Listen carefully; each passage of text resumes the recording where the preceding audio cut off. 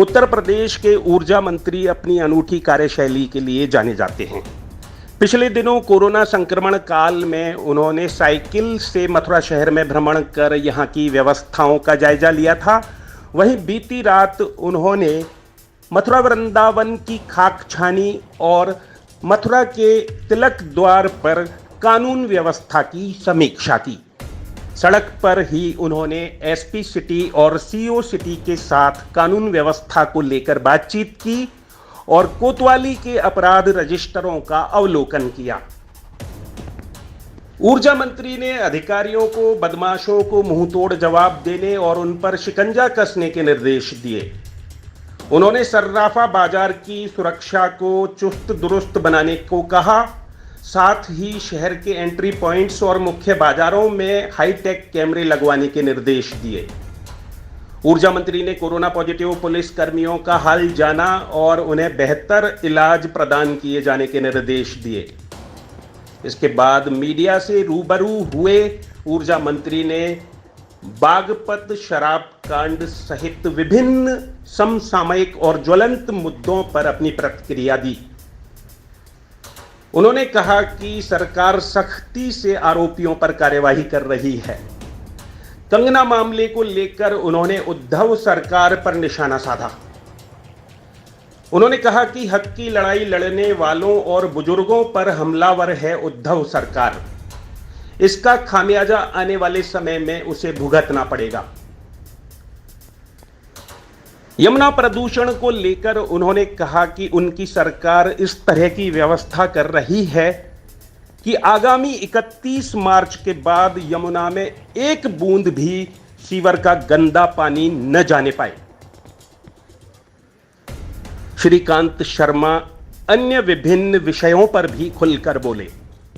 माननीय मुख्यमंत्री जी की मंशा है कि मथुरा वृंदावन के अंदर जो विकास के कार्य चल रहे हैं उनको और तेज गति मिले और अपना मथुरा वृंदावन, अपना प्रदेश जिस तरह से अपराधियों पर कठोर कार्रवाई हम लोग कर रहे हैं, तो उसमें रात को भी सघन पेट्रोलिंग हो रही है, दिन में भी पेट्रोलिंग हो रही है, बैरिकेडिंग भी ठीक से हो रही है। बस रात्रि निरीक्षण मेरा रहता है, तो उसी में मथुरा वृंदावन का निरीक्षण है, सफाई का, सुरक्षा का और विकास कार्यों का। प्रियंका गांधी को यूपी का प्रभारी बनाया गया क्या? ये कांग्रेस का अपना उनका अधिकार क्षेत्र है, किसको कहाँ किसको प्रभारी बनाए। सर मेरे अगर बात करें तो बागपत में मौत के बाद बवाल हुआ है, क्या कहेंगे सर? बोले सरकार कितनी गंभीर है? सरकार पूरी तरह से संवेदनशील है और एक जगह नहीं बल्कि पूरे प्रदेश के अंदर कहीं पर इस तरह की घटनाएं होती हैं, गंभीरता से उनको लिया जाता है और कानून को किसी को भी हाथ में लेने का अधिकार नहीं है। कानून सख्ती से अपना काम कर रहा है। मंत्री अगर बात करें तो आधी रात आपने निरीक्षण किया है, क्या संदेश देना चाहते हैं? देखिए, संकट काल चल रहा है और इसमें सब लोग अपना मुस्तैदी से अपने काम को अंजाम दे रहे हैं।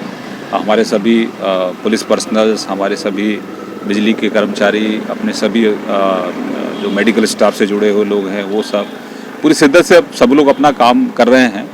तो एक सबके साथ मिलना, सबको बातचीत करना। अब हमारे कुछ पुलिस कार्मिक पॉजिटिव हुए हैं, तो उनके बारे में भी खैर खबर लेना था और मैं रात को रात्रि निरीक्षण करता ही हूँ।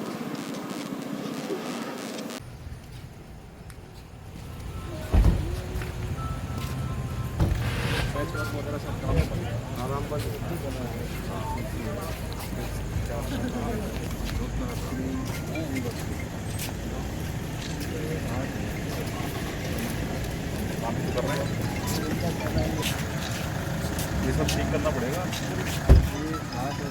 और अभी यहाँ बीच में बहुत बड़ा पीडब्ल्यूडी का एक कंस्ट्रक्शन का था, उससे भी तोड़ा गया। देखिए, सरकार की प्राथमिकता में है यमुना का शुद्धिकरण, इसलिए जो गंदे नाले हैं मथुरा वृंदावन के, उनको टैप किया जा रहा है, वो पानी यमुना में ना जाए।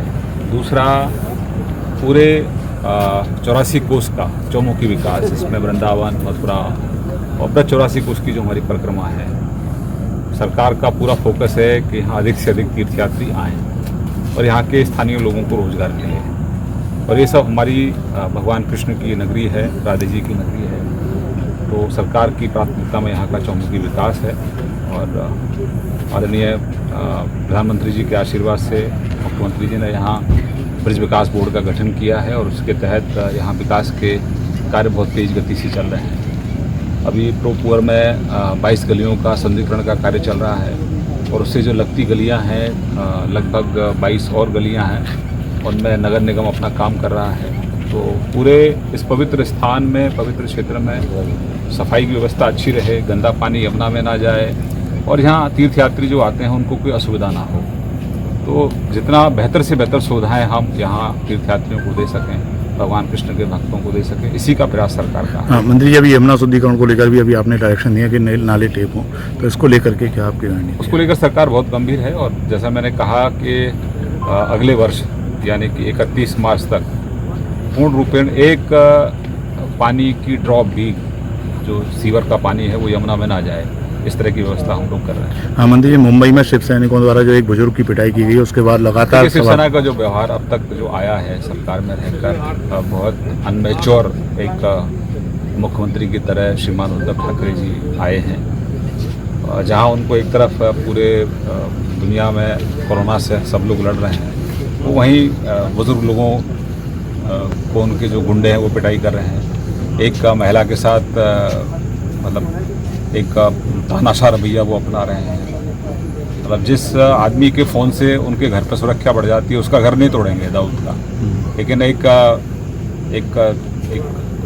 एक महिला जो अपने हक की लड़ाई लड़ रही है, मैं कहूँगा कि मान सम्मान के लिए, अपने स्वाभिमान के लिए, इस देश के अंदर आज़ादी है सबको अपनी बात कहने की। अगर उन्होंने कुछ कहा है तो इसका मतलब है कि आप उनका घर तोड़ देंगे।